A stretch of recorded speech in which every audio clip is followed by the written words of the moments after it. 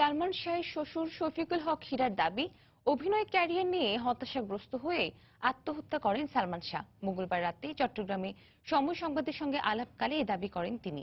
সালমান শাহের মা নীলা চৌধুরীর ইন্ধনে আমেরিকা প্রবাসী রুবি উদ্দেশ্যমূলকভাবে তার স্ত্রী লুসি এবং মেয়ে সামিরাকে জড়িত করার চেষ্টা করছেন বলেও মন্তব্য করেন তিনি। 6 সেপ্টেম্বর আগে নীলা চৌধুরী এরকম কিছু করার চেষ্টা সবসময় করে আসছে। এটা ভাইরাল, আমেরিকা থেকে উনি বলতেই পারেন।